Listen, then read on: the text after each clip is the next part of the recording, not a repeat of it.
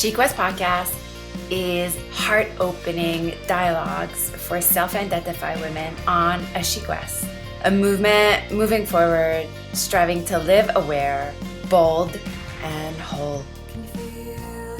Welcome. Hi, She Quest. Welcome to She Quest podcast guest series. I'm your host, Estelle Thompson. This series of podcast shows is titled The Lioness's Roar. This month, we explore and dive deep in the world of women, breath, protection, and power. For many years now, I've been working with sacred symbols, totems, and visual imagery to access a deeper realm of knowledge when it comes to living a magic life. I'm excited to introduce to you this month the symbol of the lioness, a stunning totem of protection, fierce self-love, the huntress, a symbol of confidence and conviction. I'm excited for you to connect the dots to the lioness with your inner life, your desires, and your dreams. I want to share tools with you of self-preservation, toolkits for protection, grounding, breathing exercises, and more. This month, you're in for a treat as I bring in teachers, coaches, and authors of all kinds of backgrounds to speak to us of the necessity of recognizing our breath as our roar, as our power, and unearthing the world of symbology, and while sharing their most powerful and radical grounding tools to recalibrate your energies. My hope is this, that through our She Quest guest this month, you start seeing that the world of symbol is rich with insights and messages. Also, to generate together a bank of tools where when you need protection, boundaries, or simply clear the funk quickly, you have them so you can rise proudly in your lioness energy. Today I'm just so excited to have one of our own She Quest member, Dhavita. Dhavita Felix was introduced to meditation as a young child, but brushed it off as boring. Little did she know that the practice of sitting with her feelings would not only save her life, but completely change it. After over a decade of mental health struggle, Dhavita found herself drowning in the dark waters of postpartum depression. One January night, while sitting on her kitchen floor, she chose to meditate. That one small decision changed the course of her life in unimaginable ways. Dhavita believes that within each of us is a voice so loving, supportive, and all-knowing, but most of us have too much mental chatter to hear it. Since dedicating herself to her meditation practice, Dhavita has published her first book of poetry, Purification, written her upcoming second collection, Wise Woman, and been interviewed on topics including meditation, motherhood, and writing. Hi! Hi, I'm so honored and just so excited to be here with you today, Estelle. Thank you. Oh, thank you so much for being here. You feel like such a soul sister to me, so thank you so much. As you know, we always start the podcast with asking what makes you feel alive today. Well, tomorrow I have a public speaking event here in Moncton. It's my first event since moving to Moncton, and I feel like it's my coming out. It's like this is me, the real me. So And good! I am just so excited. I feel so alive, and I can't wait to take part in that tomorrow. I'm feeling it's like transpiring and like as you speak right now. I'd love to know, just tell us your story, like tell us your she story, where you come from, your like cultural upbringing, and like tell us about like how you got to kind of explore and this roar within. Yeah, absolutely. So, as you mentioned in the introduction, I was introduced to meditation as a child. I'm a first generation Canadian. My dad's side of the family are of Indian heritage from India, and they came over to Canada on a boat through Pier 21 in the early 60s. Now, my mom's side of the family, my mom was born in Newfoundland, so it made for a very interesting childhood. But my dad would take me to a Hindu temple. We lived in Toronto when I was a young girl, and every Sunday he'd take us to this Hindu temple, and they had a Sunday school for the children. So I would go upstairs with the kids and we'd congregate. And at the time, I had very little appreciation for it, but I was learning about Hindu mythology, the goddesses, different deities. I was learning Sanskrit. We were practicing yoga. And yes, I was introduced to meditation. And I'd love to say that, I took to it really well. It changed my life and I became like a little Buddha, but that's not what happened at all. I thought it was so boring. I hated meditation. I didn't understand why anyone would want to do it. But that was when the seed was planted for me.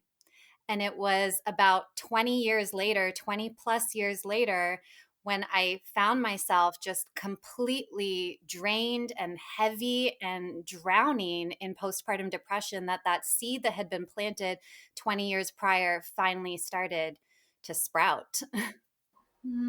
I feel it's funny. I feel like when we're a kid and we're exposed to something, like the thing is so not cool because your parents are doing it or something. And then it comes back to haunt you almost like, oh, like that's why. And it was so not cool. I mean, now there's so much interest in yoga and meditation, and people are hungry for these different cultures. But this was the late 90s in like very suburban town, very Caucasian town outside of Toronto. We weren't in a cosmopolitan downtown area. So it definitely wasn't cool.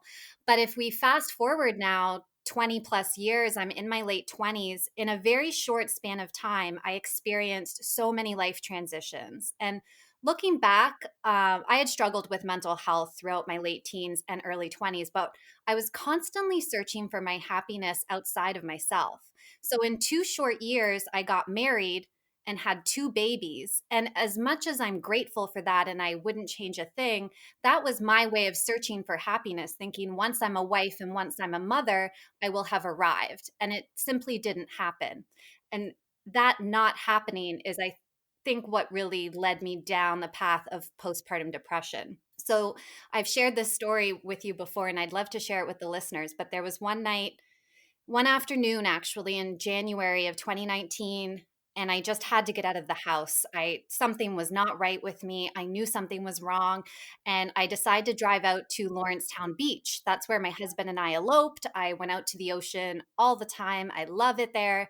It feels like a safe place to me. So I'm driving out to the beach, but I'm sobbing. I'm crying. I can barely see the road, and I'm praying for a car to hit me. I really want a car to hit me. And looking back, it had nothing to do with wanting to die. It's just I couldn't live the way that I was living.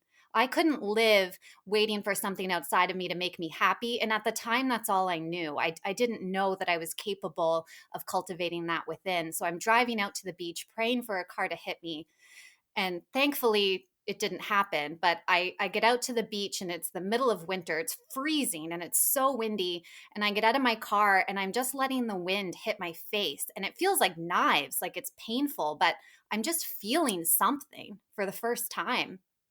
And allowing myself to just feel that pain of the wind was so freeing. And it felt like a little bit of a release, enough that I could get back in my car and go home. And I go home and we do the bedtime routine, and my husband's asleep, the kids are asleep, and I'm sitting on my kitchen floor sobbing as I had been doing for nights at a time.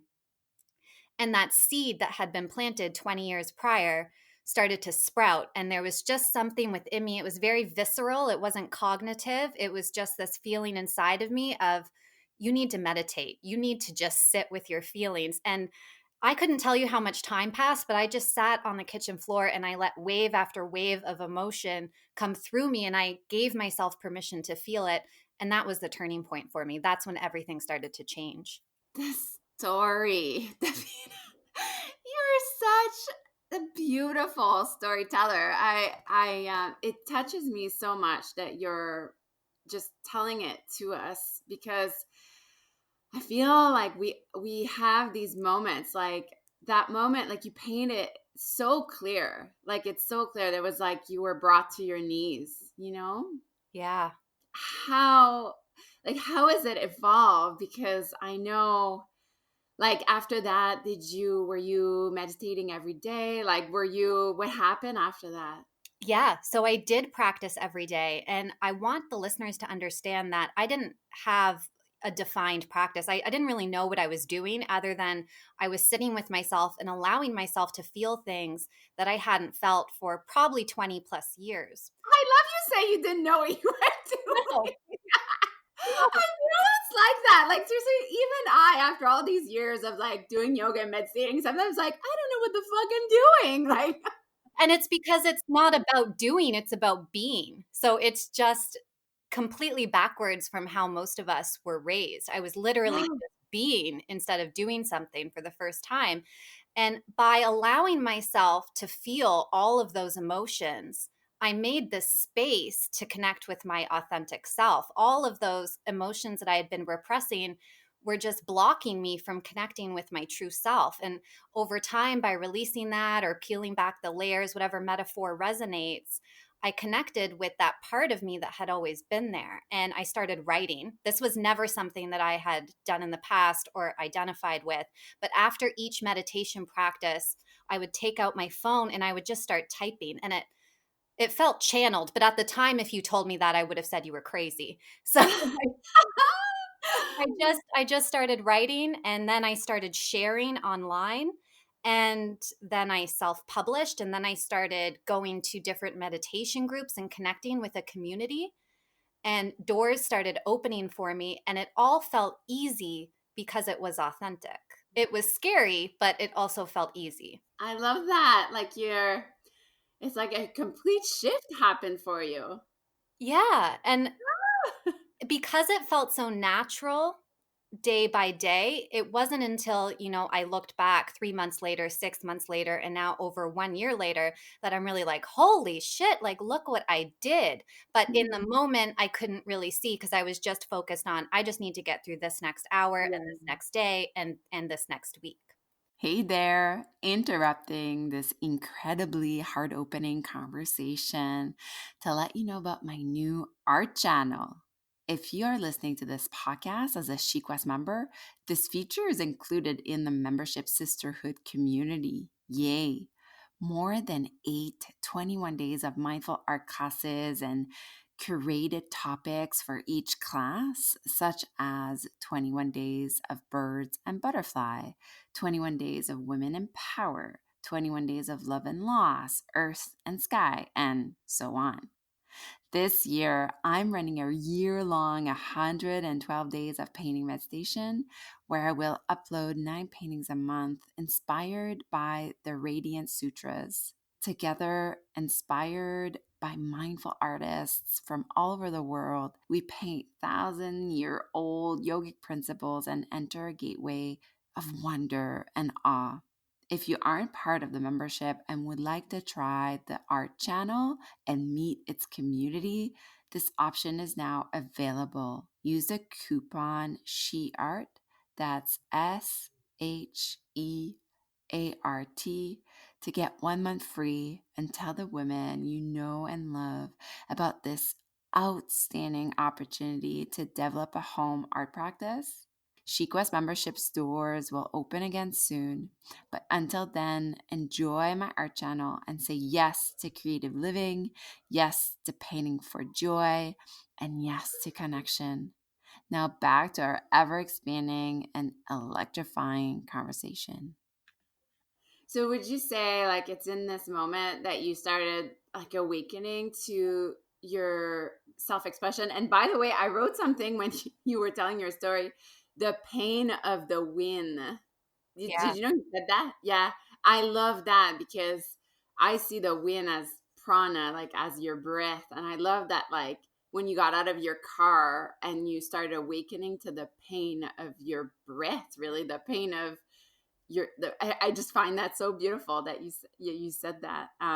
So anyways, to go back to you being on the kitchen floor, do you think it's then that you woke up had you been like writing before or like No. it just that's Crazy. Yeah. So to give you a snapshot of my life leading up till that point, I was very focused on the exterior. I was very focused on my corporate job, very focused on maintaining appearances, which is why I wanted to get married. And I wanted to have children because I longed to be a mother, but there was also an egoic motivation to that of once I have that and I show people that I have this family, then I'll feel accepted. And that moment on my kitchen floor was me finally surrendering and saying, well, I'm just going to accept myself as I am right now, because if I don't do that, then there's no moving forward. So that was really, yeah, the beginning of my awakening.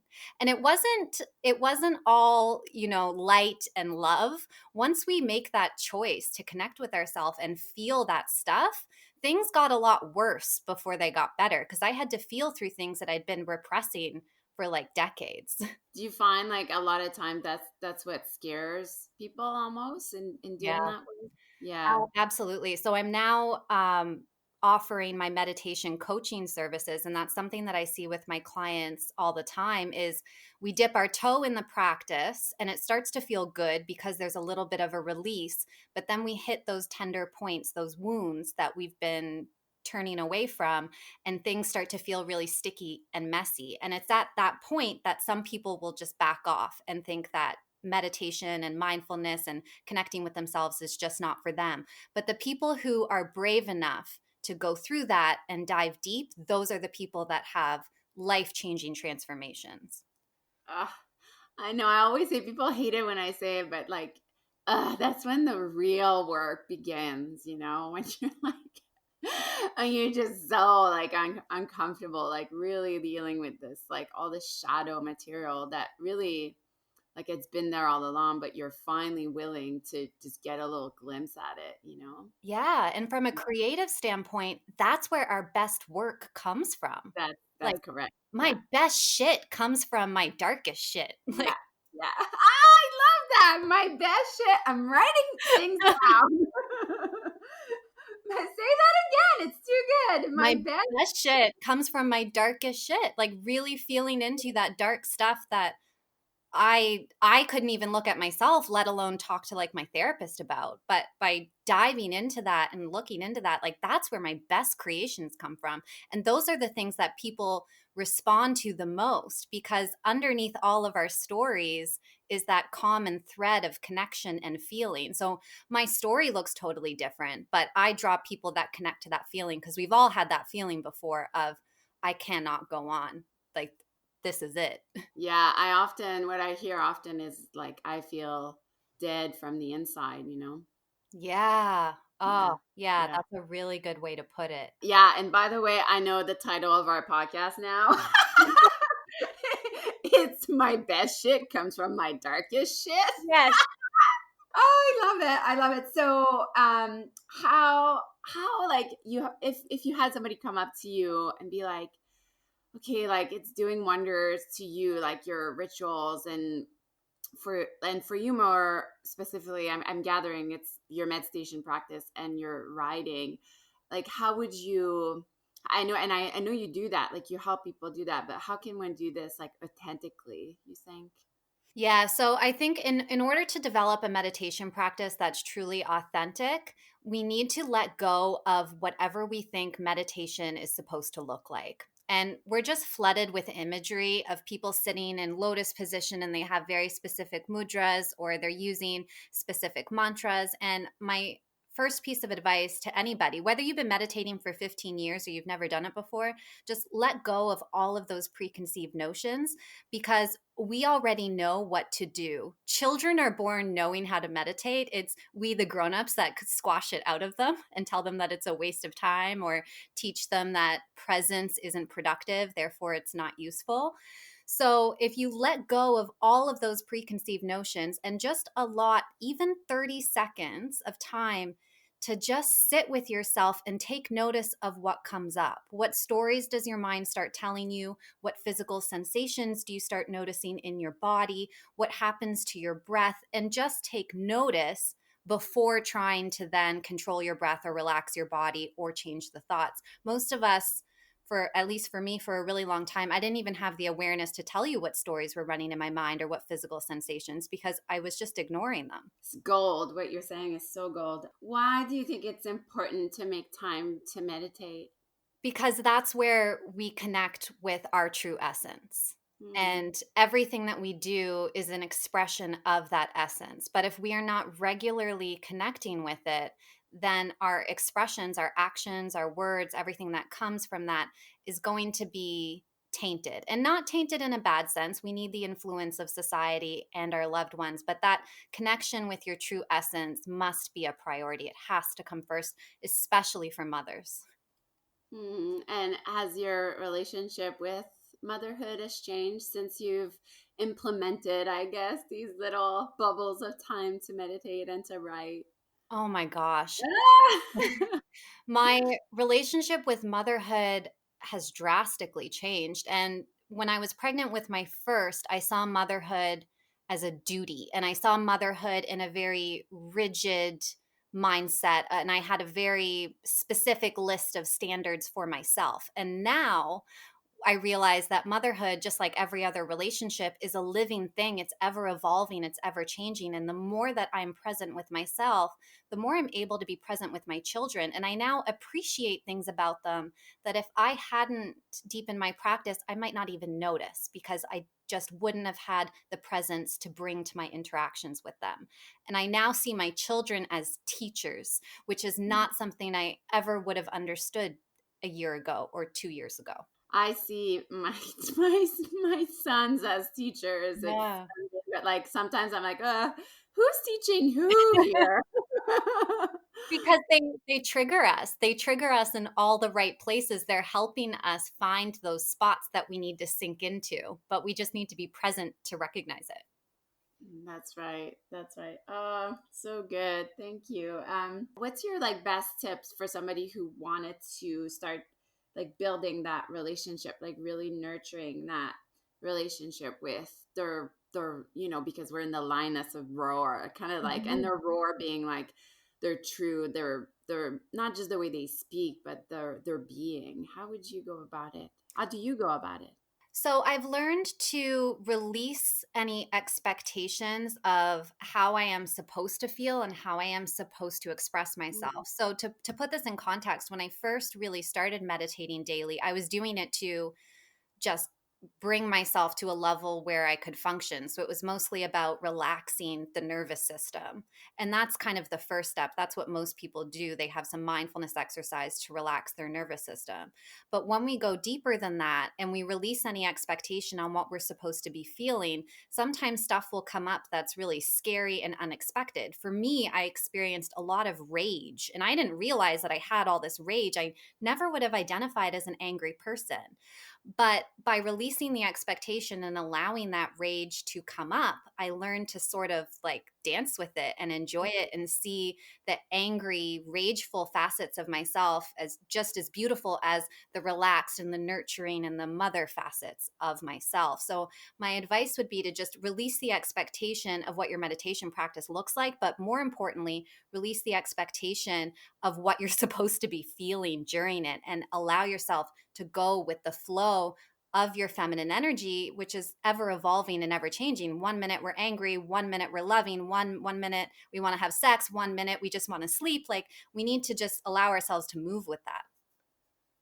I agree so much. There's two things that came up when you were speaking. Is first, like, I still feel sometimes like I'm an imposter when I meditate. Like, I'll be sitting there, and this is the weirdest thing, and I'm like, who am I? Like, and it's wild, even like after all these years, again, to go back to like, what, I don't know what I'm doing, like this, like beginner's mind. Do you feel that way sometimes? Yeah, and I think when we experience that wait, what am I? What am I doing? Like, is this even me? It's because we're just peeling off another layer, and Wow. we're just get so we're questioning that. We're questioning our reality essentially because it's time for another layer to go, and we're going to encounter something new that we haven't encountered before, at least not on a conscious level.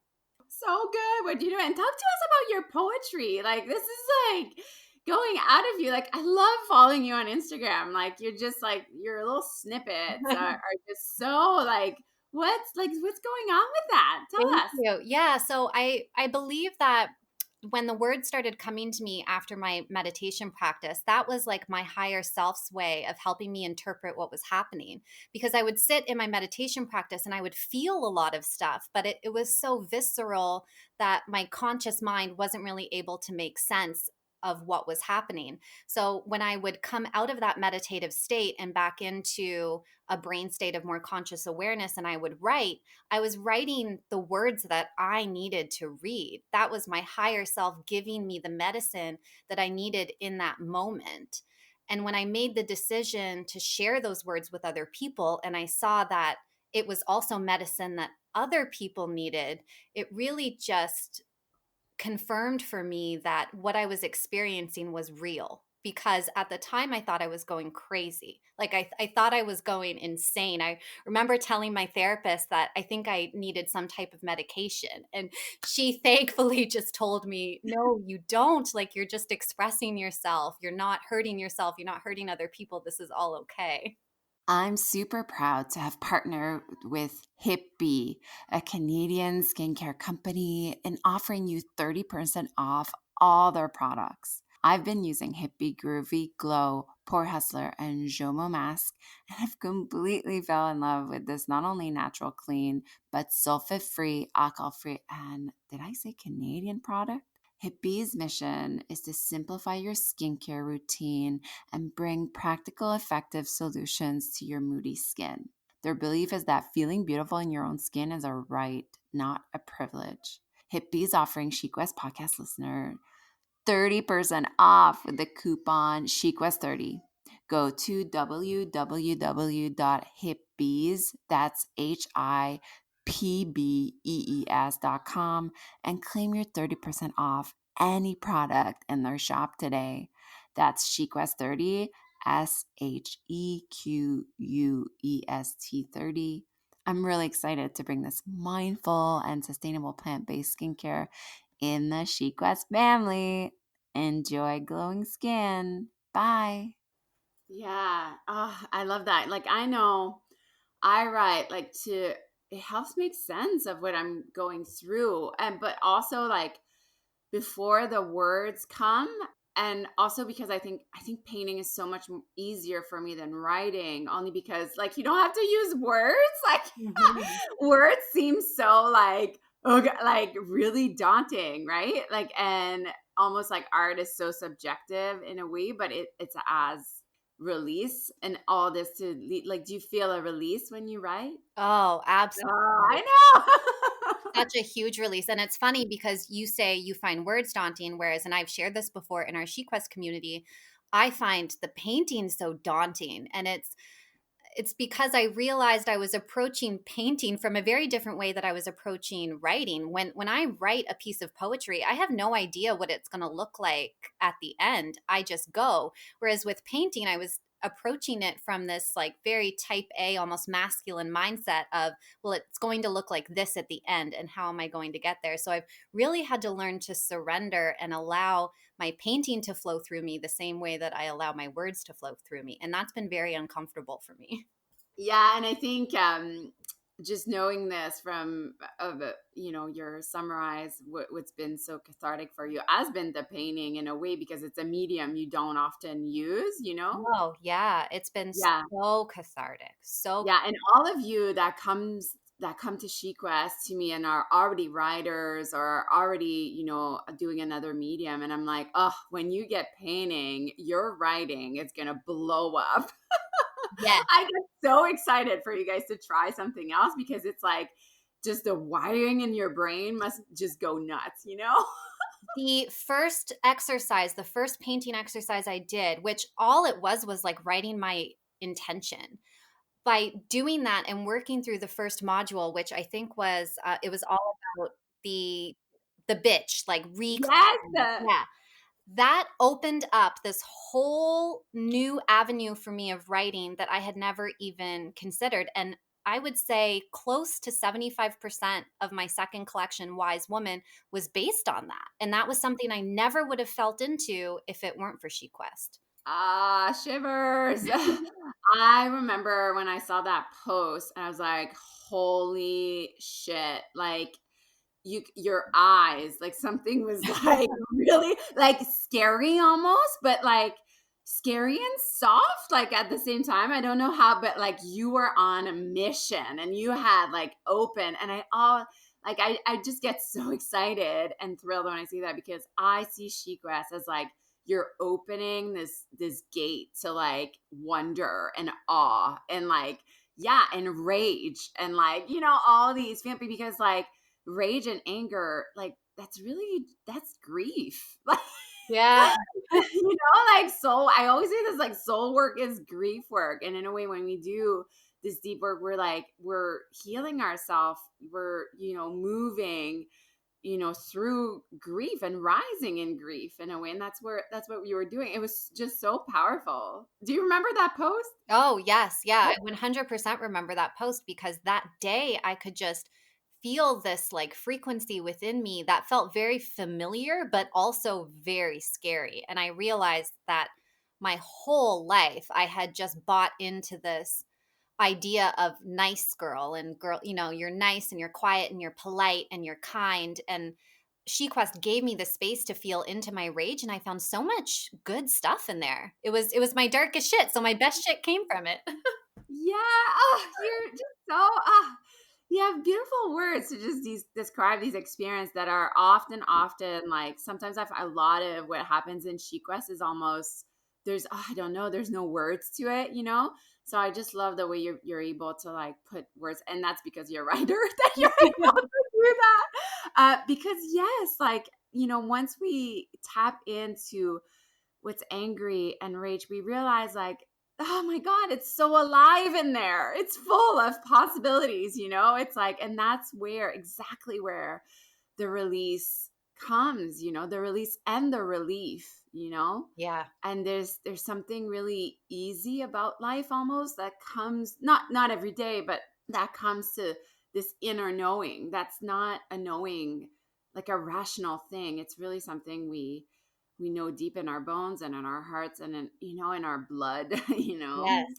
Yeah. Just love talking with you so much. um what tell us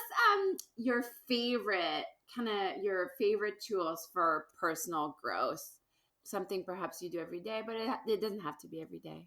So, when I first started meditating, like I said, it was just about calming my nervous system. So, I would use some of the apps that are available for just like some basic breath work and stuff like Yeah. that. But over time, when I could feel that it was safer to go deeper, I really just began to connect to different parts of my body. And I feel like that is the most powerful practice. And I mean, as a yoga teacher, you know that our body holds on to stuff and stores stuff from not just this lifetime, but other lifetimes too. So every day I make a point to connect with whatever part of my body is telling me that it needs me. And that has been the most powerful practice because it's something that I can do anywhere. I could be standing at the kitchen sink doing the dishes, and my husband doesn't know that I'm just like deep in connection with my womb right now because that's what I needed to do. I So love it. that is something that I do every day. And it's been so powerful for me to really be in my body because I had spent probably my entire life up until age almost 30 living entirely from the neck up. I was all in my head. I wasn't in my body at all. Like I love you mentioned, you can be anywhere and do it. Like you don't have to be lying down. You don't need a special room or special clothes. You can be right there in the midst of your toys and your babes and and Yeah. doing it, right? And my kids love it. My kids can sense when I'm out of my Mhm. body and when I'm in my body. And when I'm in my body, they're all over me and they want to play and we're connecting. And it's just because that's how we entered the world. We entered the world in our bodies and we have our bodies for a reason. And for so long I saw mine as just like this thing that was carrying around my brain. And now I realize that there's a whole brain in my stomach and my womb has its own intelligence and my legs have their own intelligence. And when I connect with that, I just discover things that no mind could come up with. Hmm. Oh, so good. And would you say that some of your grounding techniques, like, do you use writing to ground yourself, or is it more, it comes through as like a inspiration, or do you use writing that way, or? My writing always comes to me post practice, and I truly feel like it's because all of my practices are making the space for me to hear my writing. Yeah. What I use for grounding is definitely different forms of breath work. And I also use my voice. If any of the listeners are familiar with human design, I'm a manifesting generator. So I have a lot of energy in my throat, or if you're familiar with the chakra system, I have a lot of energy in my throat chakra. So for me, sometimes in order to ground, I just need to like make a lot of noise. And it sounds like the noises I was making when I was giving birth. Like they're just very like guttural, visceral, animalistic noises, but that just helps me ground and like get into the moment. Ah, that's so good. I love it. Yeah, like humming, and that's so in line with our lioness roar. Like, Yeah, I love, I love that you roar like before writing poetry, because like poetry is just an extension of your roar, you know? exactly. Yeah. And is there other tools you would suggest, women to feel empowered and embodied? You've mentioned quite a bit, but I don't know if there's any other things. Yeah, I think for women, it's very important that we continue to like make our practice play because for a really long time, I was approaching my meditation practice from this really rigid, and it is a very masculine approach of sitting in stillness, whereas the feminine is flow. The feminine needs to move. So I tell my meditation coaching clients, like, you don't need to sit still to meditate. The two are not married. You can be in movement and be meditative. So I really encourage women to just move and move intuitively and make their practice play. So put on music you love, maybe your practice is cooking and you're having fun when you're cooking and you're in your body. Anything becomes meditative as soon as we're doing it from within our body instead of within our mind. Good. Thank you for that. All right. So I have quick little questions for you to answer. Are you ready? Yeah. Okay. Do you have a favorite mantra? Yeah, it's I can feel this and love myself anyway. Ah, And I have I been can saying see. that out loud and in my head since that night in January on my kitchen floor because things started coming up for me and it was really overwhelming. I was by myself. My whole family was asleep and those words just came to me. I can feel this and love myself anyway. I can feel this and love myself anyway. I'm writing it down. So good. How about a favorite flower? Ooh, a favorite flower. Lately, and this is new for us, lately I've been into flowers. This hasn't been something that I've ever been into. And I just went to a local nursery here in Moncton a couple weeks ago and picked up what they had on sale, which happened to be roses. But I find like, although I don't have a favorite flower, I'm learning to appreciate the flower because I'm connecting with it energetically, as weird as that sounds. Whereas before I would just look and be like, oh yeah, a flower, that's nice. But now I like connect with the frequency, and these roses have a very like feminine feel, and it just helps me connect into that feminine vibe. So would you say rose is your favorite flower? That's it this week. Yep. Yeah, I love it. I'm the same. I'm like, yeah, this week is this one. Yeah. Amazing. How about a favorite book you've read? And maybe we can stay in line with our theme, like whether it be about, women in power, or meditation, or even journaling, because I'm guessing you do a lot of that. But Yes. Oh my gosh. So I'm currently reading The Wild Woman's Way. Let me see if I can pull up the author. But this book offers so many accessible and tangible practices to get into that meditative feminine state. So the author talks a lot about like intuitive movement practices and connecting with the lower part of our body and feeling into the intelligence. So it's called The Wild Woman's Way by Michaela Boehm, Boehm. And she was actually trained in the Tantra tradition. So she brings a lot of that experience into her book too. And I have just found the practices she's offered to be so easy to implement throughout my day and just keep me grounded into that feminine energy. Yeah, we'll have to put that book in the show notes for sure. Yeah, I want to so check it good. out too. I want to check it out too. Do you listen to podcasts? Do you have a favorite podcast? I mean, besides Chic West podcast. I listen to so many podcasts. Oh my gosh. Yes. The She Quest podcast, definitely up there in my top three.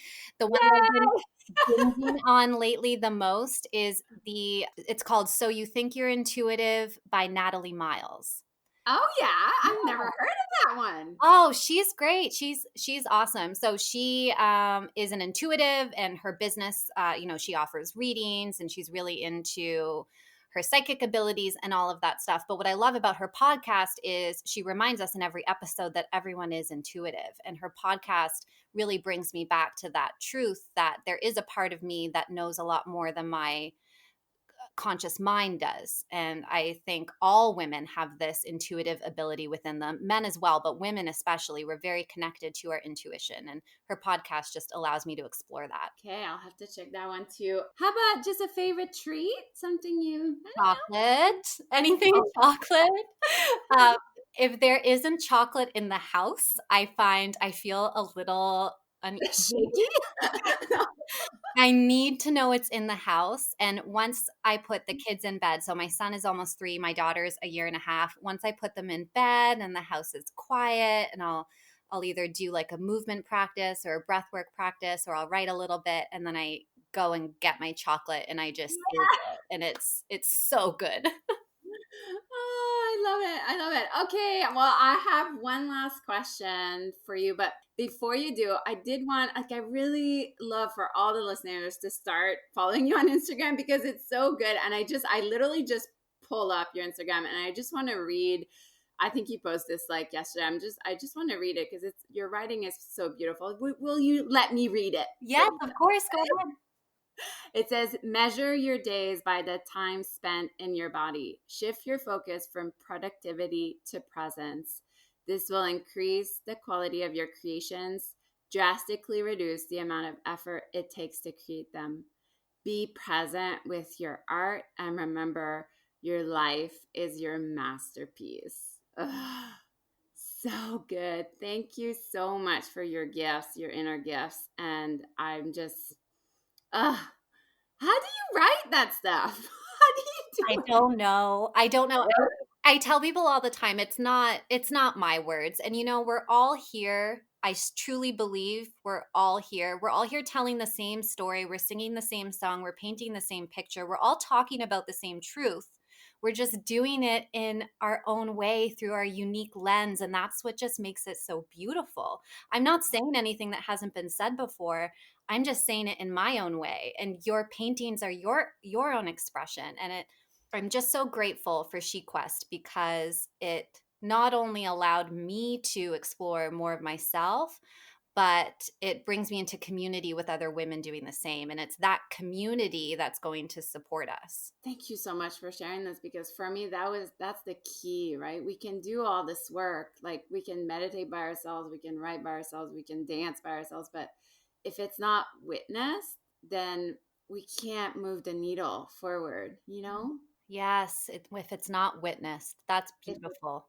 Yeah, yeah. nothing was real for me. Like there was no tangible change until I found community, until I showed myself to the world and welcomed people in to that space. Yeah, and that too, like just continuing on a thread that's been really voiced in this podcast is that, like, let's say for you and I, that means posting things every day, like on Instagram, because like that's a way for us to like be witness. But like you only need one person really to like witness you, like I feel and that's why I wanted to create this group because it looks different, like how you show up in the world, looks different for everyone, like and that doesn't mean social media has to be involved. Oh, yeah, you're so right. So, for anyone out there who's thinking, like, oh, well, I have no desire to share on social media, then that's fine. You're right. You just need one person who's going to witness this evolution that you're going through. And that witness is what's going to make it real. It just grounds that change into reality so that you can start seeing your external world transform the same way your inner world has been transforming. Exactly. And because I just found myself, I was like, there's no safe place for us to do this anywheres. Like, I want to make sure whoever witnessed me, like, is doing the work too, is doing this with me, is on the same vibe. Does that make sense? Yes. And Yeah. favorite thing about SheQuest is that it's not on social media. You don't need social media to Right. to be a part of this. You've just created this little safe pocket, this safe cave where we can all come and like take off all the masks and be like, this is me, look at me. Yes. I love it. I love it. Okay. I have one last question, and it's a bit of a loaded one, but I have faith in you. You've been doing so Okay. well. Okay. It says, knowing what you know about the power of self expression, meditation, and writing, what do you wish women to know about its magic? I want them to know that it's not the writing and it's not the meditation that's the magic. They are the magic. Like the magic Oh, is in you. And all the other stuff that you do with your job, with your family, if you run a business or if you work for someone else, that's just all an extension of the magic that's within you. And nothing can take away that magic. We can cover it up, we can pretend it's not there. Trauma hides it, but it's always there and it's always waiting for you. girl, you're going to rock that event tomorrow. Let me tell you. Thank you. You were made for this stuff. You just were made for it. I love you so much. I love your spirit. I love your gifts, your gifts to all of us. Thank you so much for coming on the show and just sharing yourself so openly and vulnerably. I just appreciate it so much. I'm just ready to take on the world now. I'm fired up. Oh, thank you. Thank you so much for seeing me, like really seeing me. Thank you. Where can we find you? How can we support you? Well, I hang out on Instagram all the time. My handle is I am Dhavita. You can also find me on Facebook. And yeah, the reason I got on social media was to connect. I don't post stuff just to talk to nobody. So please, if you add me on Instagram, if you're already following me, slide into my DMs, say hi, tell me what's going on. I'm there to connect. Yeah, and we will. Thanks so much, girl. Love you. Thank you. Love you. Bye.